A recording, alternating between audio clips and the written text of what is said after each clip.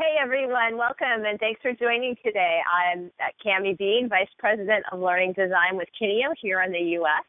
and really excited today to share with you some of the work that we've been doing over the past year here at Kineo and in conjunction with our sister company, the Oxford Group. We've been turning our attention to a problem that we think needs a better solution than the offerings currently out in the marketplace, the development of new frontline leaders.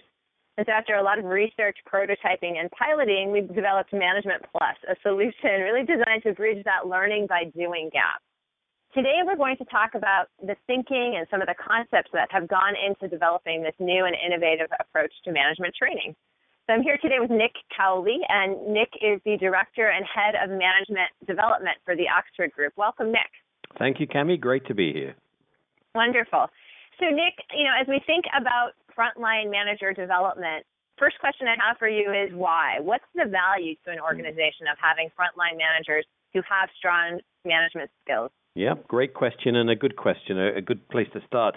Frontline managers for us are the real bedrock of any organization. They have such an influence on the quality of the products and services that people are delivering and the customer experience that people are delivering. And frontline managers really do create the conditions for their teams to do a great job.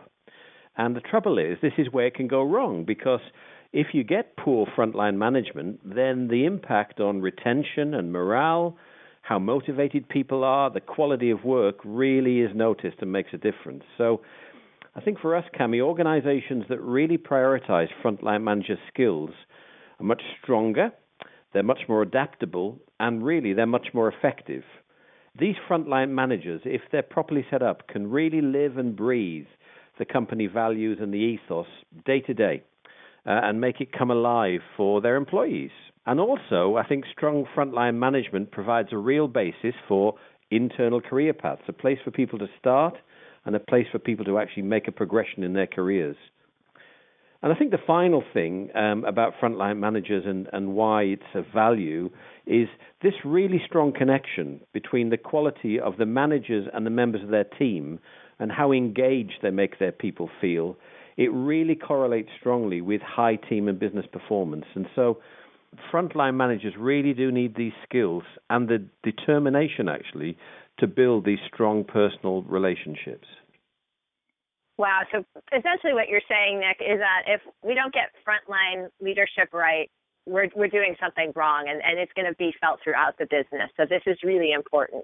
Well, it's a pyramid, Cammy, and at the bottom of the pyramid, the base of the pyramid, if that's not strong, then actually the whole thing's going to be weak and toppled. So you're absolutely right. Okay, well, now what does an organization look like when they get frontline manager development right? And if I'm a business leader, how can I tell if my managers are strong? Yeah, that's a good question. Well, the main way you'll know is actually by walking around and observing and listening, because you'll see it, you'll feel it, and you'll smell it. Effective frontline managers are very confident, they're very capable. You'll see them anticipating issues, you'll see them dealing with them well. One of the trickiest things to pull off is a great balance between this firm and clear management direction, letting people know what they need to do and be very clear about that, but also open and responsive ways of working. One size doesn't fit all, and the real need to vary their style depending on the individual or the situation. As I've said before, the best frontline managers will build strong and trusting relationships with each member of their team and also have really good ways of working with and influencing their own managers. Because often, what comes down the line is the stuff that frontline managers are dealing with. And you'll notice it in lots of measures. You'll notice it in engagement scores or pulse surveys if people do that. You'll notice it in measures of productivity and customer satisfaction. And you'll notice it in the way that you assess the skills and capabilities of frontline employees. Well, and I think that last point is so critical, Nick. We've got a real data-driven world that we're living in these days, and lots of talk about big data. So I think how can we kind of bring the focus down to data around frontline leadership? Because anecdotes are great, but people seem to want that proof these days, right? Absolutely. And I think the more that we can tangibly show the skills and capabilities and the commitments of our people through surveys and data and assessment, the better. So we've got our work cut out for us, but luckily technology, it supports us in a lot of different ways than it did 10 years ago even, so I think we can get there. Sure does.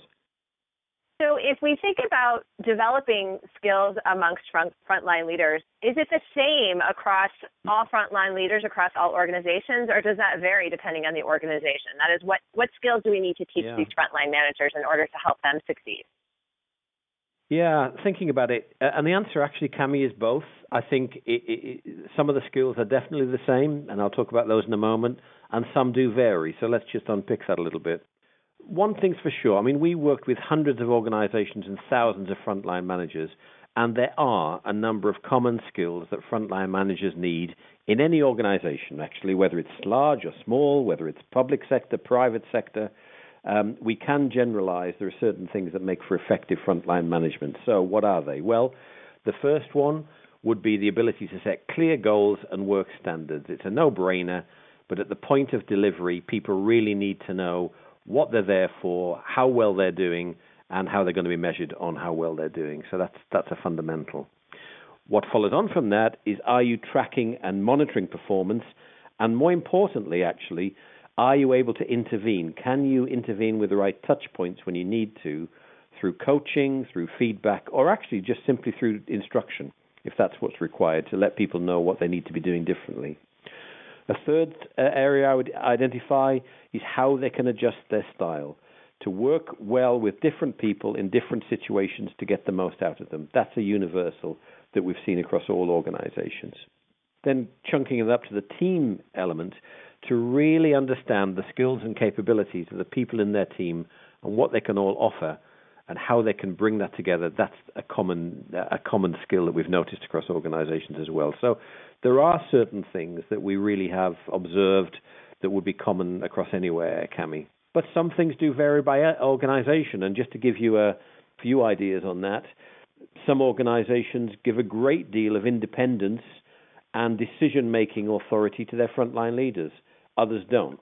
Others are much more prescriptive and constrained around what they do. So the degree of decision-making and authority you give to frontline leaders is one thing, and that leads to the skill that they need to handle that.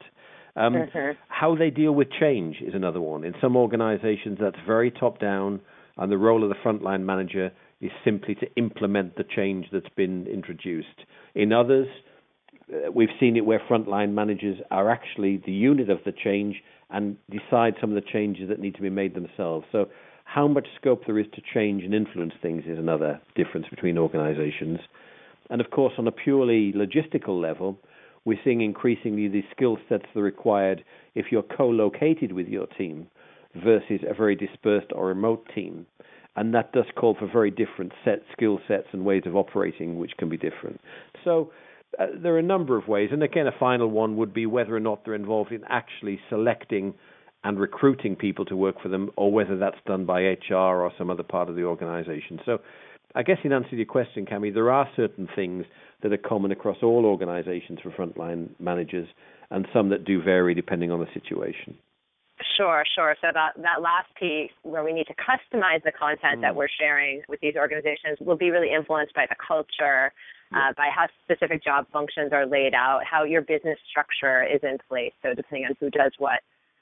That's really helpful. And I think helps people kind of get a sense for, where is off the shelf a good fit and where do we need to kind of hone what's out there for our unique experiences. You did right, Cammy. I think the danger is, and we'll come on to it a bit later, I think the danger is you assume all frontline managers need the same things in the same way. And that is a mistake, actually. And often then interventions will not be effective because of that, Yeah, great. So if we think about skill requirements for frontline managers, how is that different from other management and leadership roles? Yeah. Well, in some ways, it's pretty obvious in that for many frontline managers, by their very nature of their role, they're very much in the here and now, the immediate day-to-day interaction with their teams and their customers. They're close to the action. And of course, many frontline managers are also operators that are specialists themselves. They're still working, doing an actual job as well as managing other people. So that tends to be different in that sense from more senior managers and leaders. It can be more short-term. They may be more concerned with a cycle now or a particular production task. And they're more concerned with how well things are working at the moment, practices, operations, of course, looking to improve them and drive them as effectively as they can. but it tends to be the scope and scale of their role that is the primary function for first-line managers. More senior managers, there's a whole new set of skills that they need, and some examples would be more influencing and negotiating skills, more ability to think strategically, more creativity in some roles, and certainly that whole communications piece about the ability to communicate powerfully and inspire people to take them with you. That tends to be more important at a senior level than it does at a frontline manager. Having said all that, sure. Cammy, just let me to kind of break that down. It sounds like, and maybe this is a really naive way of breaking it apart, frontline managers are more concerned with tactical day-to-day, whereas a senior leader has more of that strategic focus. Yeah, that is true in as much as it's, as you say, a simple breakdown. That's absolutely true. And the skill sets that go with that are linked to that. I think the thing I was just going to say was that actually the very best frontline leaders and managers will also be doing some of those things I talked about. You know, they will be enhancing them. They will actually be thinking a little bit more strategically. But as a general rule, it's much more in the day-to-day tactical operational need that they've got the skill set. That's right. I mean, just one other thing I'd like to bring out as well. Managers at this level have often been promoted from within the groups they're managing. And so there's a whole set of beliefs and skills there that they need to get about managing performance and coaching people they used to work with as peers. We often underestimate how much of a challenge that is for people when they're coming up. Partly what we need to do is just really give them the confidence and the clarity to be able to have these conversations with people that used to be their peers and workmates. But, bottom line, I would say whatever level people are working at, there are certain characteristics around their energy, their resilience, their agility, their curiosity, and I suppose their emotional intelligence that they really want to make a difference. And that's true whether you're the CEO or whether you're, the most junior of first-line managers. Sure. And some of those things beg the question, can you teach those? Are those skills that can be taught? Yeah, well, that's a good question. And I think the answer is a bit of both. So I think what's really important is making sure that in your selection and your recruitment, you know which of these characteristics you're looking for and you find real evidence of them. And certain of them exist within all of us. And I think the role of more senior managers there is to help us bring them out, because many of them are natural human characteristics. So we've got to create the conditions where people feel they can use some of these skills and abilities, yeah.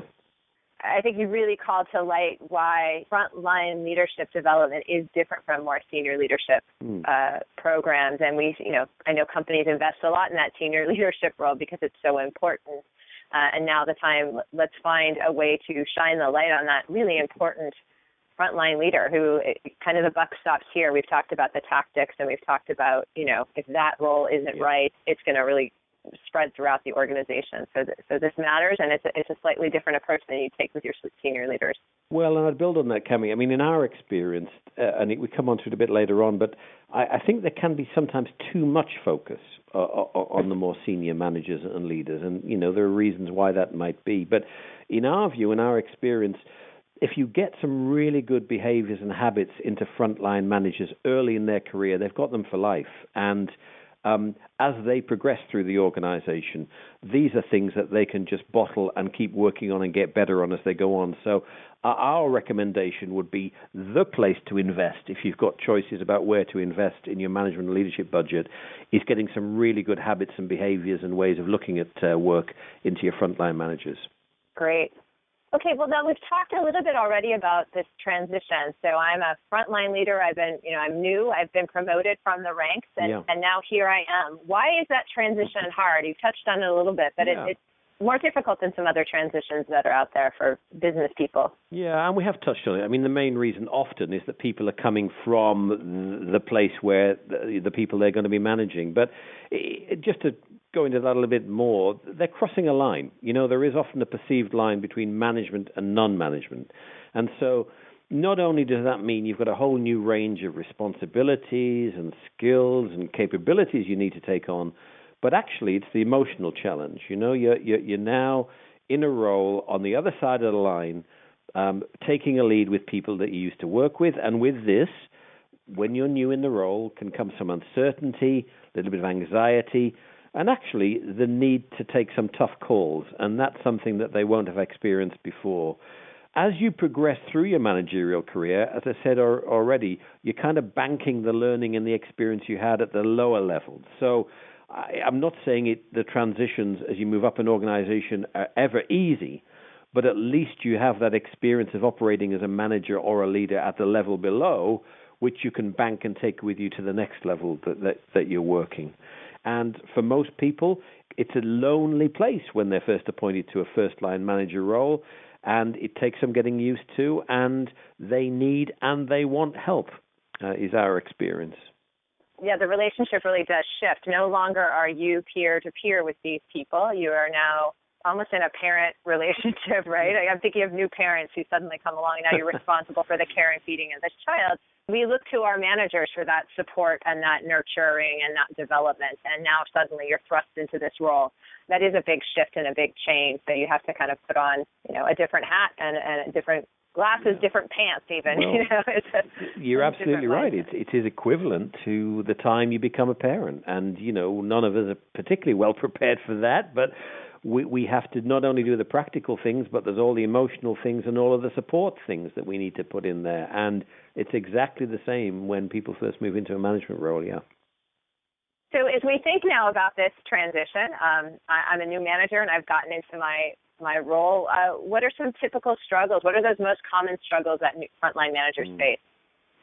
Well, as we say, for those that are coming into it, we've talked about that already, but just to finish off with the people coming into it, it's just the sheer volume of things they've got to get their head around. I mean, they're coming into a standing start usually.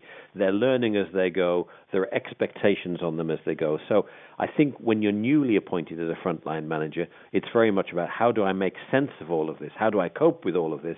And actually, where are my priorities? One of the areas that we find we spend as much time with frontline managers new into the role is how to help them decide what their priorities are and where they really add value. So that's critical. But even established frontline managers, one of the challenges here is that often you're the sandwich. You're the meat in the sandwich between what the organization wants coming down the line and the demands and the pressures, and actually what the needs and concerns of your team members are below. And that, as I say, can be a bit of an isolating place to be. It's not always easy to find people to help. It's not always easy to find opportunities to talk through these things. So I think one struggle here is how, as a frontline manager, do you actually find the time to stand back from the day-to-day operational issues and think about how you can develop your own performance and that of your team members.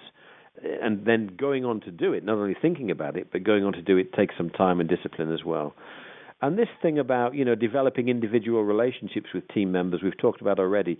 But in our view, that's definitely worth doing because it pays dividends. You get the returns on that many times over. And it's not saying that frontline managers have to be friends with the people that they work with. In fact, that isn't a great place to be, particularly if you've come from a position of that. But it is about spending the time building trusting working relationships at work, which we just find is the ability to then have all sorts of conversations with people around difficult and sensitive issues as they need to do. That is a real shift. I know for me personally that would be hard. I've been friends with this person and now I'm in this different role and I have to operate a little bit differently. And that's an emotional shift for me as a new frontline leader. I can imagine that would be hard for a lot of people. Yeah, and getting the balance between the two, not getting too close but not becoming too distant is just something they need to work at and need support with. Sure, and especially if you have a pre-existing relationship with someone who's on your team, that could be a real challenge.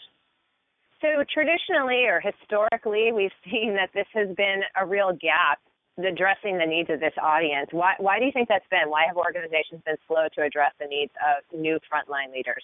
Yeah, a couple of reasons, I think. I mean, the first is an assumption, I think, made by many organizations. In a lot of organizations, this is a well-defined role. They know what they expect from the frontline managers.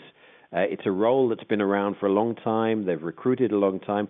I honestly think that, once people have been onboarded and given the technical training that they think is required for the role, many organizations think that's the job done because it is a defined role. There are other people doing it, and it's been around a long time. Wrong, in my opinion. Secondly, I think there can be an assumption that there's actually a resistance from frontline managers themselves to having training and development. And why would that be? Well, I think sometimes the assumption is that takes them away from their day-to-day work and from the thing they get measured on.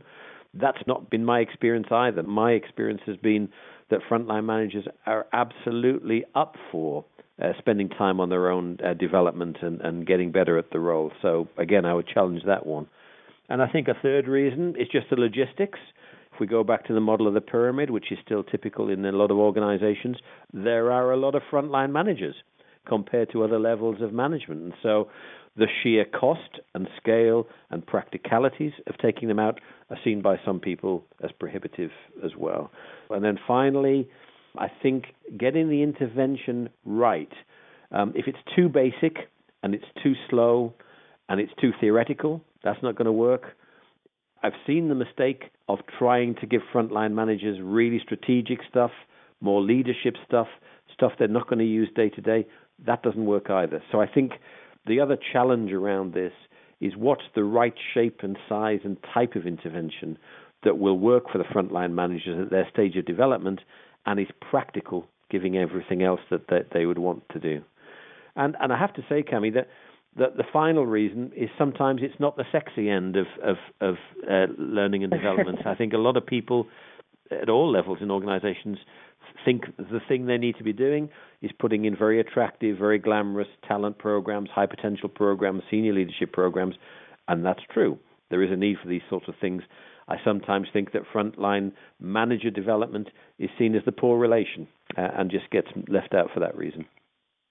Well, I think it's, tactics, not as fun as strategy, in some ways not as sexy as strategy. And I think there's also kind of a perception, it's a misperception out there that tactical stuff should be easy to get, right? You've gotten feedback your whole life from people. You should know how to do it.